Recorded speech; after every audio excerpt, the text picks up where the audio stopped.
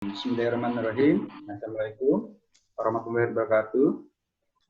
Terima kasih kepada Dr. Dwi Antono, SPTHTKL Konsultan yang telah menyediakan waktunya pada kesempatan kali ini. Dan terima kasih juga kepada teman-teman presiden sekalian. Baik, pada kesempatan kali ini saya akan mencoba mempresentasikan tugas divisi tinjauan pustaka dengan judul Tata Laksana Kemoterapi Rileks pada Keganasan Head and Neck.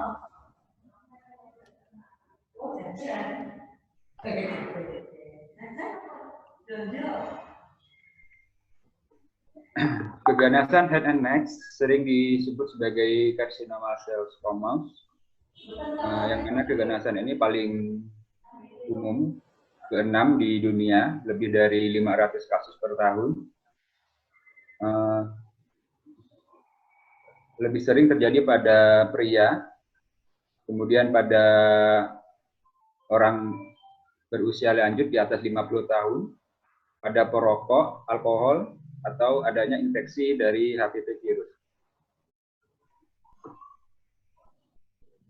Untuk pendekatan itu memerlukan pendekatan multidisiplin karena adanya kompleksitas dan perubahan fungsional serta estetika yang dapat ditimbulkan oleh kanker. Sejauh ini tidak ada tingkat kesembuhan 100% dari pengobatan keganasan pada kepala dan leher. Namun ini karena kanker yang bersifat berulang itu merupakan penyebab utama dari morbiditas dan merupakan dapat menyebabkan kelangsungan hidup yang buruk.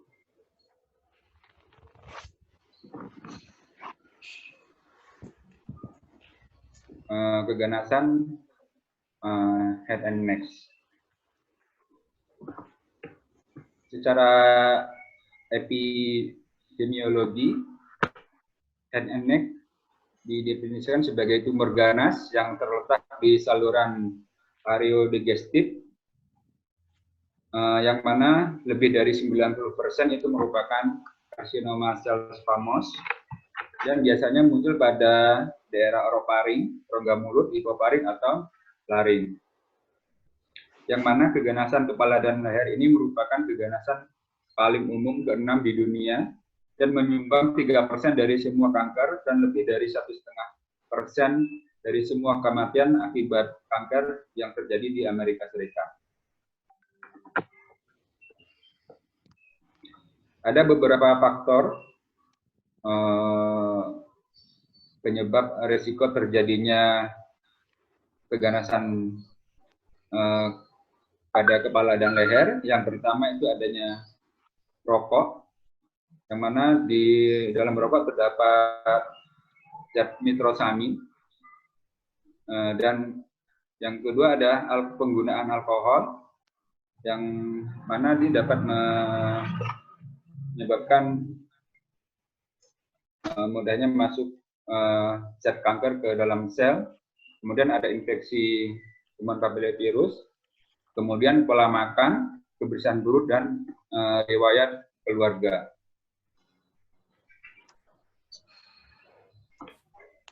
Untuk mendiagnosis suatu keganasan kepala leher, ada beberapa yang harus diperhatikan. Yang pertama yaitu adanya dengan pemeriksaan anamnesis. Kemudian dari anamnesis ini kita dapat mencari riwayat sebelumnya seperti riwayat perokok, tadi riwayat konsumsi alkohol, riwayat keluarga yang menderita kanker. Kemudian dari pemeriksaan fisik, kemudian pemeriksaan radiologi seperti CT scan atau MRI, dan dapat juga dilakukan pemeriksaan biopsi. Adapun staging yang dapat dilakukan pada keganasan head and neck berdasarkan dari TNM dan pemeriksaan radiologi seperti CT scan atau MRI.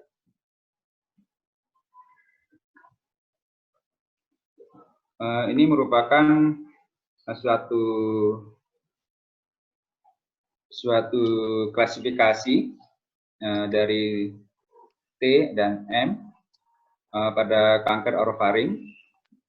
Di sini dilihat adanya faktor infeksi dari human papillomavirus yang positif dan negatif. Kemudian ada beberapa tata laksana yang dapat diberikan pada keganasan head and neck, seperti pembedahan, kemudian radiasi atau kemoterapi. Untuk itu, semua tergantung pada lokasi tumor serta organ yang akan dilindungi. Namun, dari semua ini, terapi utama yang diberikan adalah pembedahan. Ada 3 pendekatan utama yang dapat dilakukan, yaitu yang pertama, kemoradiasi konkuren berbasis platinum, kemudian dilakukan operasi. Yang kedua, operasi, kemudian diikuti dengan radiasi acupan atau kemoradiasi. Kemudian yang ketiga adalah adanya induksi kemoterapi diikuti oleh komoditas definitif atau tindakan operasi.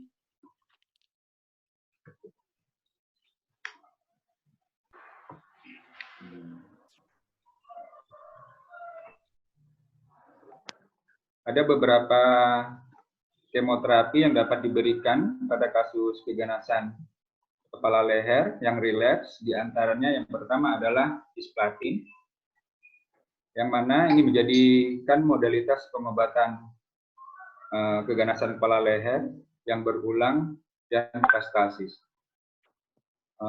Kemudian apabila pasca operasi, pasien dengan pasca operasi dikombinasi dengan cisplatin dan radioterapi, itu memiliki efikasi yang lebih tinggi daripada diberikan kemoterapi saja, radioterapi saja. Radiasi dikombinasi dengan 5-FU atau cisplatin atau carboplatin atau mitomycin merupakan obat tunggal, atau kombinasi dengan 5-FU dengan sitotaktika lain, itu memiliki harapan hidup yang lebih tinggi. Kemudian ada kemoterapi yang kedua, yaitu cetuximab, yang mana cetuximab dikombinasi dengan radioterapi dalam pengobatan lini pertama pada kasus relapse dan metastase.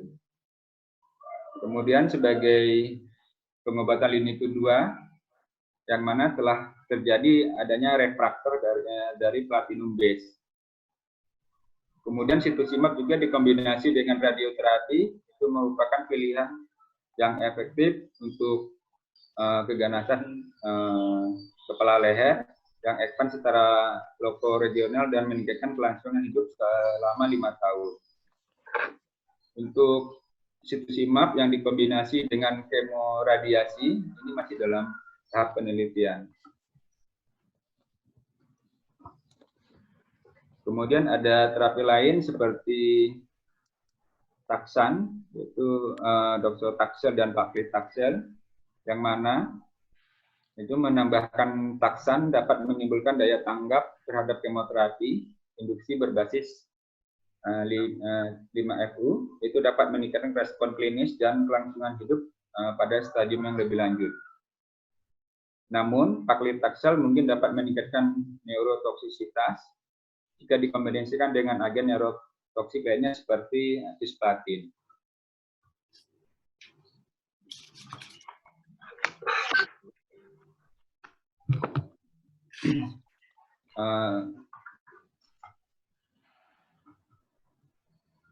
Relapse keganasan head and neck itu meskipun dengan kemajuan diagnostik dan pengobatan, namun tidak ada tingkat kesembuhan 100%. Setelah pasien dioperasi, diradiasi atau dikombinasi kemoterapi, itu masih memiliki risiko 30% untuk relapse-nya kanker. Referensi lokal yang tidak bisa dilakukan operasi atau radiasi atau kombinasi operasi dengan radiasi itu menunjukkan prognosis yang buruk dalam satu tata laksana keganasan kepala leher. Kemudian ada kombinasi kemoterapi seperti cetuximab plus 5-FU dan platinum base, itu dapat meningkatkan kelangsungan hidup pada pasien yang keganasan. Ada beberapa, pada dasarnya ada beberapa frekuensi yang ditemukan pada keganasan kepala leher. Salah satunya yaitu rekurensi lokal regional atau lokoregional, yang mana rekurensi lokal yaitu lokasi tumor primer yang merupakan penyebab paling utama pada keganasan terapi dan berhubungan dengan kematian pada pasien kanker kepala leher. Kemudian ada rekurensi regional, ini merupakan pertumbuhan kembali kanker di kelenjar getah bening leher. Kemudian pada rekurensi lokal, pasien yang tidak mendapatkan radiasi, kemudian pasien dikelola dengan kemoradiasi dan pembedahan. Jika pasien sudah mendapatkan radiasi, maka pembedahan dapat dilakukan jika keadaan umum pasien memungkinkan, dan pasien diberikan reiradiasi atau kemoreiradiasi setelah dilakukan pembedahan. Jika pasien tidak menjalani pembedahan, maka dapat diberikan reiradiasi atau kemoradiasi. Ini merupakan pilihan yang sangat potensial. Namun sayangnya kontrol jangka panjang pada kanker berulang dan kelangsungan hidup pasien sangat buruk. Adapun kombinasi berbasis platinum dikombinasi dengan radiasi ini merupakan suatu pengobatan definitif. Baru-baru ini diteliti bahwa cetuximab dikombinasi dengan cisplatin dan 5-FU ini digunakan sebagai terapi pasien yang relapse dan metastasis.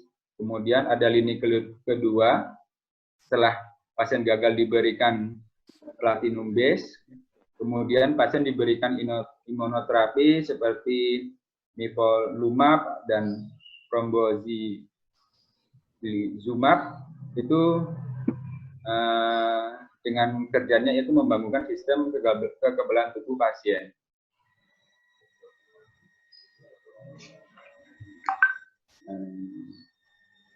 Kemudian kemoterapi itu merupakan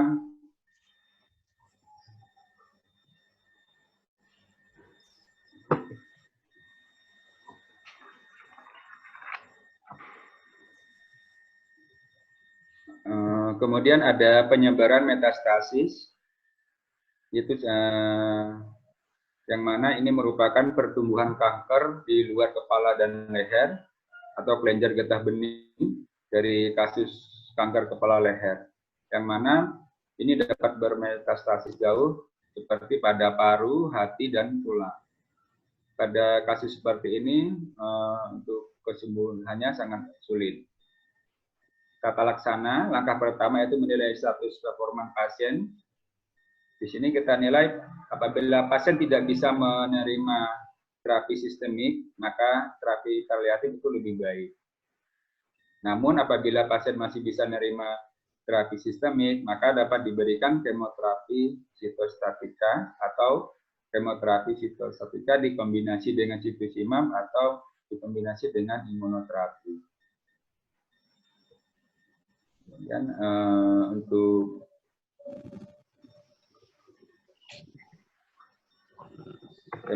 pada kasus kemoterapi relapse itu umumnya prognosis pasien itu buruk, yang mana kelangsungan hidup itu rata-rata 6 sampai 15 bulan. Itu tergantung dari faktor pasien dan penyakitnya. Tata laksana pertama, apabila gagal, yaitu yang diberikan berupa pembedahan atau radioterapi, termasuk reiradiasi, maka pada pasien tersebut diberikan terapi paliatif saja. Setelah relapse atau metastasis, pengobatan diberikan bersifat paliatif. Namun ada beberapa penelitian setelah pasien relapse atau metastasis, Kemudian pengobatan dapat bersifat paliatif dengan kemo dan dikombinasi dengan kemoterapi. Pilihan regimen sistemik dipengaruhi oleh beberapa faktor klisinis ini untuk memberikan kemoterapi. Kita lihat dari termasuk komoditas pasien, status performan, kemudian terapi sebelumnya, dan fitur patologis. Ada beberapa penelitian yang juga menggunakan citarabin dosis tinggi dengan kombinasi dengan cisplatin atau edan 5-FU itu menghasilkan respon sebanyak 57%. Pasien dengan kondisi umum baik itu mempunyai respon kemoterapi yang lebih baik. Penggunaan agen tunggal cisplatin dapat menghasilkan harapan hidup lebih tinggi, namun lebih toksik dibandingkan dengan methotrexate. Ada juga kombinasi cisplatin dan paclitaxel menggunakan infus selama 3 jam itu mempunyai toksisitas serupa dengan cisplatin 5-FU, tetapi tidak ada respon dan harapan hidup. Kemudian ada juga yang meneliti bahwa penggunaan infus paclitaxel selama 24 jam dengan kombinasi cisplatin itu mempunyai resiko dan mempunyai toksisitas yang tinggi.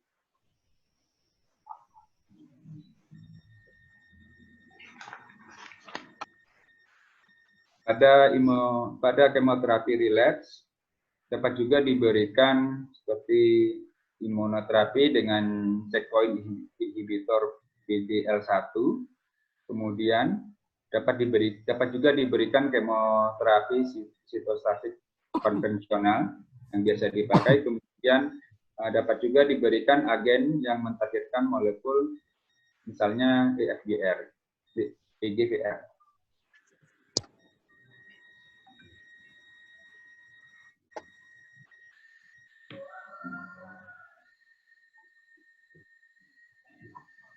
Dalam persiapan kemoterapi ada beberapa hal yang perlu diperhatikan seperti penilaian terhadap status performan, kemudian lab, status gizi, kemudian dapat juga dilihat dosis, yaitu berdasarkan dari berat badan, luas permukaan tubuh, atau clearance kreatinin. Dengan ini apakah perlu dilakukan pengurangan dosis atau tidak. Beberapa agen aktif yang dipilih untuk terapi pada head and neck. Yang pertama adalah imunoterapi yang terdiri dari pembrolizumab atau nivolumab, yang mana ini menghambat checkpoint PD-1 yang menunjukkan aktivitas klinis yang signifikan pada pasien yang mengalami kemajuan pada atau setelah regimen berbasis platinum. Kemudian ada agen yang kedua, yaitu ada basic platinum, yang mana terdiri dari cisplatin atau karboplatin. Ini dapat digunakan sebagai agen tunggal dan penyokong dalam kombinasi sebagian besar regimen. Kemudian ada agen aktif yang ketiga, yaitu taxan, yang terdiri dari docetaxel dan paclitaxel. Ini merupakan regimen kemoterapi agen tunggal yang paling aktif.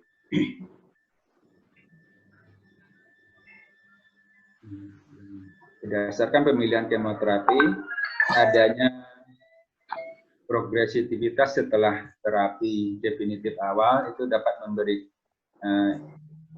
ini dapat diberikan regimen berbasis imunoterapi.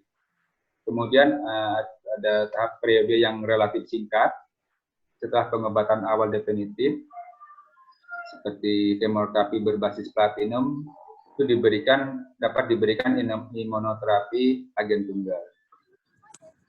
Kemudian periode kontrol penyakit yang relatif lama setelah pengobatan definitif awal, seperti kemoterapi berbasis platinum, itu dapat diberikan imunoterapi dengan atau tanpa kemoterapi berbasis platinum ditambah kemoterapi 5-FU.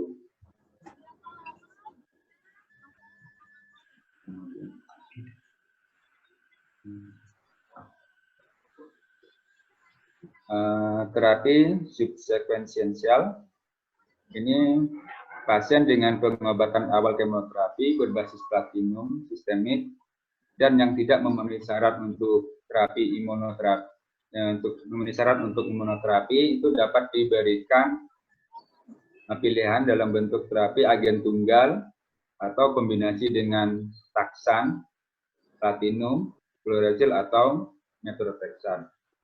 Kemudian pasien yang tidak pernah mendapatkan terapi cetuximab sebelumnya itu dapat diberikan kombinasi platinum ditambah taksan atau platinum ditambah fluorouracil dengan atau tanpa penggunaan cetuximab.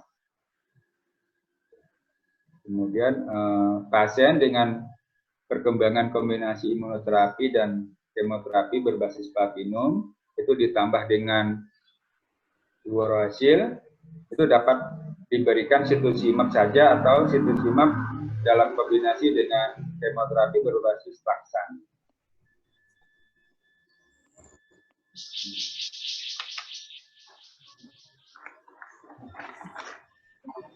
Untuk pasien lokoregional tahap lanjut dengan tumor yang tidak dapat dioperasi atau di mana hasil fungsional operasi buruk, itu dapat diberikan koncomitan kemoterapi atau disebut dengan CRT dengan cisplatin dosis tinggi 100 mg kemudian per kubik diberikan setiap 3 minggu sebanyak 3 kali.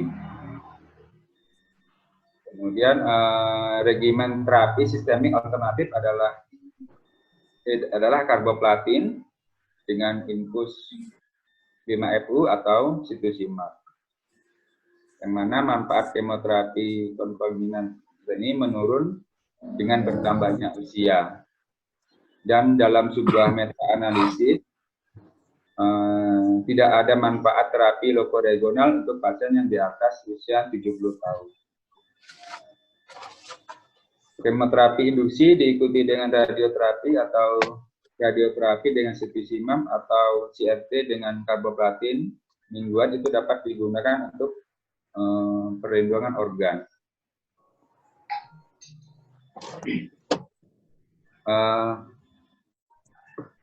Pada tabel ini itu menjelaskan langkah-langkah dan dosis dalam pemilihan regimen kemoterapi untuk keganasan kepala leher, yang mana di sini ada kemoterapi induksi kemoterapi, kemudian ada primary concomitant, kemudian ada post operasi kemoterapi, kemudian ada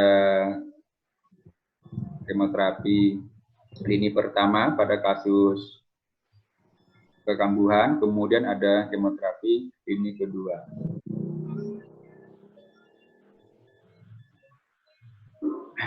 Pada kasus kemoterapi rekuren atau metastasis itu dapat diberikan cisplatin atau karboplatin dengan 5-FU dan cetuximab diikuti dengan pemilihan dengan standar pengobatan lini pertama yaitu cetuximab.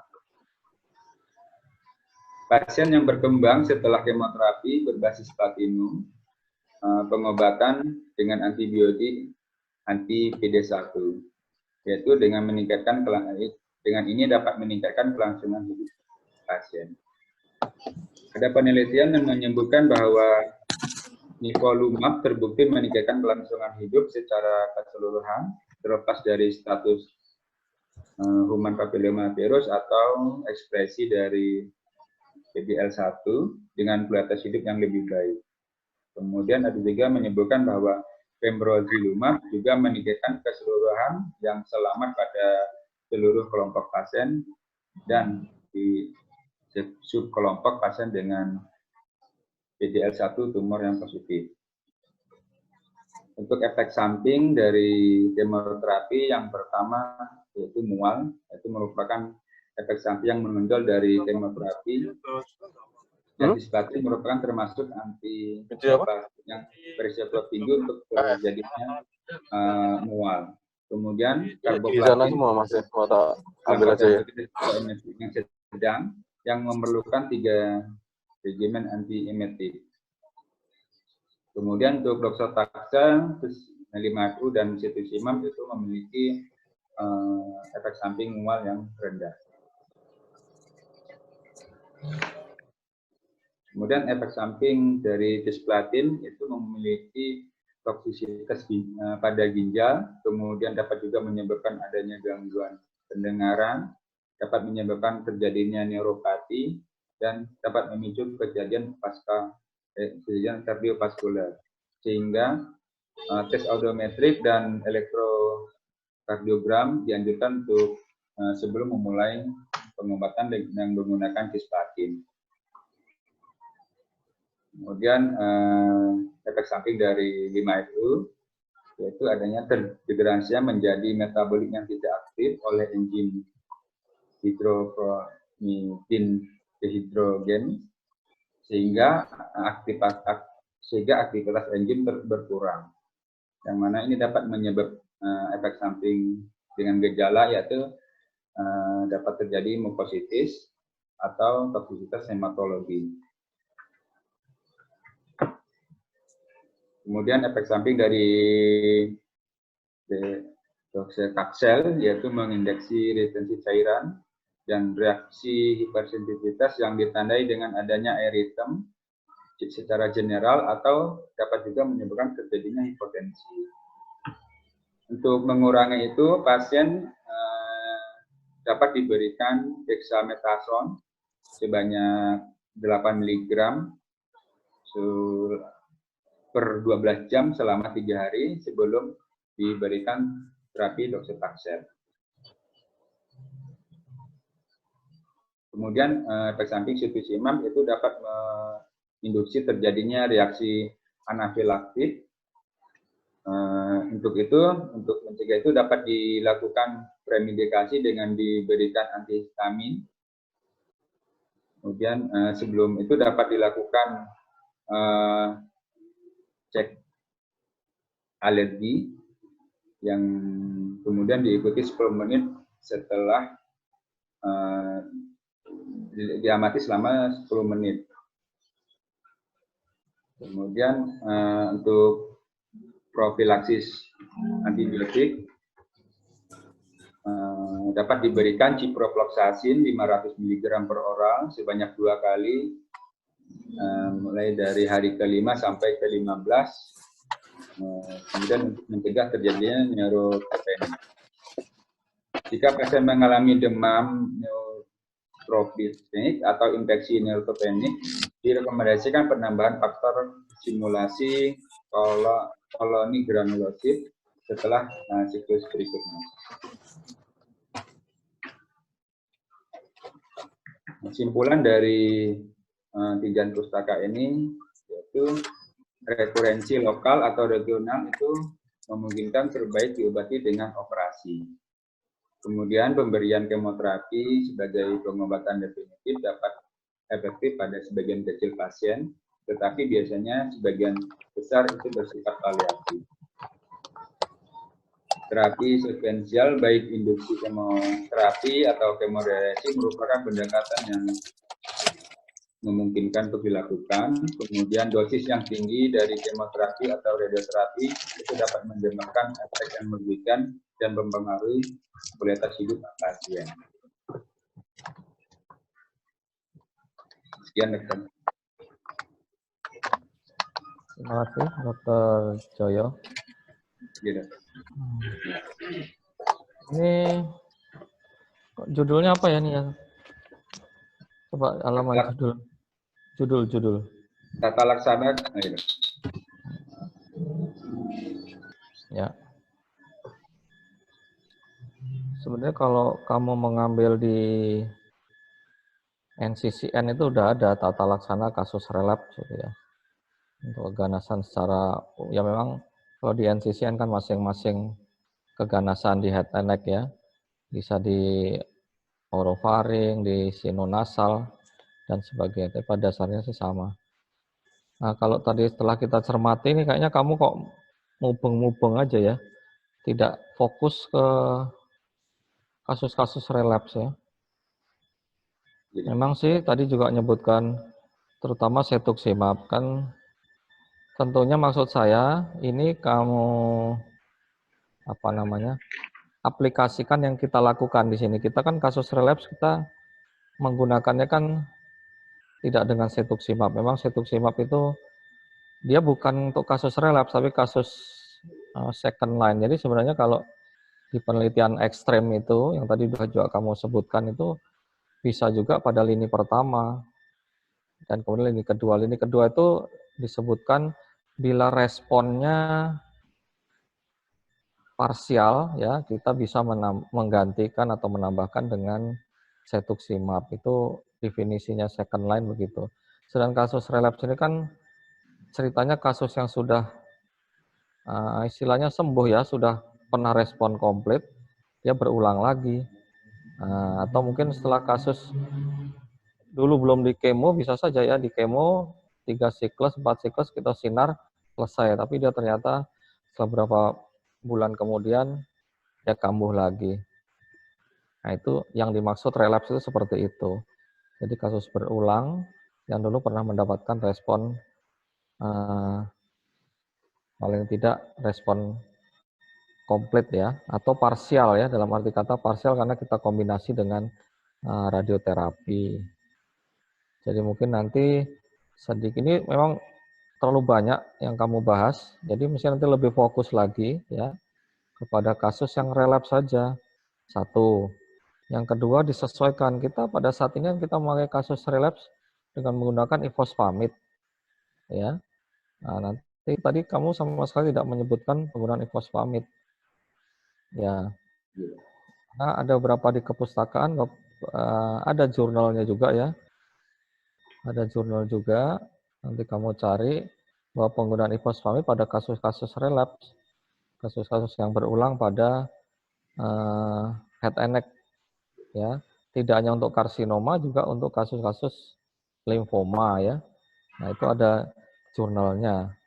Nanti ditambahkan itu dengan ini sedikit dimodifikasi ya. Karena kamu bahasnya terlalu banyak, ini berulang-ulang terus gitu tadi. Ya itu yang pertama, terus harus betul-betul ada definisinya. Yang dimaksud relapse adalah, nah pada karsinoma ya, adalah, nah itu definisinya harus jelas dulu. Karena di tinjauan pustakamu belum ada nih kata-katanya, definisinya. Kemudian apa tadi? Nah, tadi juga ada kata-kata kemoterapi dan sitostatika. Pengobatan kemoterapi itu adalah pengobatan dengan menggunakan obat sitostatika, gitu namanya kemoterapi. Nah, sitostatika itu adalah, jadi jangan double-double disebutkan, ada kemoterapi, sitostatika, itu kan double-double yang dimaksud mana ini? Ya, itu. Terus kayaknya kita juga tidak mengenal nih terapi subsekuensial ya. Mungkin lebih mengarah yang kita lakukan saja di sini. Saat ini kita melakukan terapi ini ya kan, dengan dasarnya adalah ini itu mungkin lebih manfaat ya, artinya nanti bisa sebagai acuan kita ya dengan jurnal yang ada. Karena ada beberapa center itu BPJS melakukan strict ya untuk kasus-kasus relapse, tidak bisa diberikan ifosfamid. Memang ada komplikasi untuk saluran kencing ya. Nah, makanya untuk kasus-kasus ini fungsi ginjal harus bagus. Sehingga diberilah antidotumnya sebenarnya dengan mesna atau leucovorin itu ya. Hanya ini juga per 1 April ini ada restriksi baru ini, bahwa mesna sekarang tidak diberikan 100% sama dengan ifosfamid, tapi 20% ya. Jadi tolong protokol-protokol yang menggunakan ifosfamid ini kasus-kasus relapse direvisi ya. Ini ada restriksi baru dari BPJS per 1 April, penggunaan mesna itu hanya 20% dari ifosfamid. Dulu sudah 20% diganti 100%, nah sekarang 20% lagi ya, ini nggak tahu nih. Lama-lama tidak diberi. Oke, jadi itu ya, nanti Jadi Ya. tolong ditambahkan itu. Ada yang lain komentar, Dr. Nur? Halo. Ada komentar, Dr. Nur? Mungkin tadi ya dok, untuk judulnya itu terlalu luas ya dok. Ya,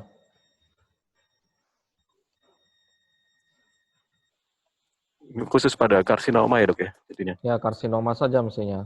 Ya. Kalau seperti ini ya jelas ini sebenarnya ada ranahnya monoklonal antibody ini jelas sebenarnya. Iya, memang betul. Oh ini memang kalau sudah jelas bicara relap itu tidak bisa terapi termasuk isfosfamid kan sebenarnya terapi dasar itu tapi kan kemudian dikembangkan monoklonal antibody monosektoximab segala macam dan variasinya itu kan sebenarnya untuk terapi pilihan tapi kan ya sulitnya sekarang memang kaidah keilmuan itu kalah sama regulasi dan dana pemerintah itu repotnya itu. Iya, ini ada keluar lagi restriksi yang baru nih. Lah iya, sing 20% lagi kayak dulu lagi toh, Dok? Kayak dulu lagi. Iya, Terus ada pembatasan siklofosfamid juga tuh. Oh, jadi sekarang nggak 600. Berapa Yang itu dulu saya kan belum baca. siklo kan maksimal pokoknya seluruh pemberian, akumulasi segala macam semua pemberian kalau nggak salah 500 berapa ya? Itu doxorubicin. Oh, Dokso ya itu. Doxo. Seumur hidup itu. Seumur hidup. 500 umur hidup. Ya, 500 umur hidup. Padahal biasanya satu kali pemberian taruhlah dia 1,5 ya rata-rata orang Indonesia LPT-nya kan 1,5 itu 75 kali 6 misalnya satu. Ya satu seri berikutnya berarti dia nggak boleh cuma pakai satu Dokso. siklus. Jadi kalau Waduh, dia ya. begitu relapse ya nggak bisa. Terutama kasus-kasus yang limfoma dengan relapse itu sulit sekali sekarang. Untuk sarkoma juga ya? begitu tuh. Nah, ya. Susah ini padahal. Ya, nanti tolong yang sekarang di onco, tolong dilihat restriksinya yang baru udah keluar itu. Mungkin gini, mungkin aja Dok, karena restriksi kan baru ini April. Mungkin dibuat list nanti di-share ke grup ya. Restriksi pemberian obat baru kan berarti kan yang satu tadi Ipmisnal 20% dari dosis ifosfamid. Kedua dosisnya itu Dokso. Terus satunya lagi siklofosfamid juga direstriksi. Ya wis. Mungkin dananya dialihkan ke COVID ya mungkin. Repot. Ya. Ya enggak tahu. Nah itu mengenai pokoknya. yang tadi Dok, yang usul ini sekaligus diflurkan aja. Yang usul memang pasien-pasien yang dioperasi itu apakah kemudian aman kan juga memang menakutkan sebenarnya. Apalagi mangap kita ada paparan EBV, ada paparan itu. Makanya tetap disortir dari pori, batuk, pilek, demam, kemudian apalagi itu sesak. Masalahnya pasiennya si anaknya kan dia sesak pasien. Ya. Iya. Enggak, tapi sesak asal enggak pneumonia enggak apa-apa. Kemarin dua pasien terakhir yang saya operasi kemarin udah foto torak itu semua udah. Itu kan kalau kita kan biasanya leukosit, trombosit ini kan difkon segala limfositopeni segala macam itu kan nanti jadi FBC, difkon, kemudian eksfototorak, tulisannya jelas. Kemudian kan nanti jangan sampai radiologi salah interpretasi apakah ada metastasis bukan. Jadi eksfototorak apakah ada tanda bronkopneumonia. Jadi maksudnya untuk screening screening BRPN-nya itu loh. Nanti ya dua-dua aja untuk tanda metastasis dan kemungkinan adanya bronkopneumonia gitu. Jadi dia biar interpretasinya dua. Itu biar lebih lengkap. Untuk kemungkinan rapid test belum bisa ya dok ya? Belum. Rapid test di sini belum merupakan protap. Karena itu serum antibody itu false positifnya, false negatifnya besar ya ternyata. Iya, bisa infeksi virus yang lain kan. Kalaupun positif, ya. Oke gitu ya. Jadi untuk ini, nanti ini Joyo tolong lebih diringkeskan ya. Untuk ininya, terlebih pasti dan juga obat-obat yang biasa kita pakai juga tolong dimasukkan ya. Baik dokter. Ya. Terima kasih dokter. Oke, mungkin lanjut yang kedua ya. Iya dokter.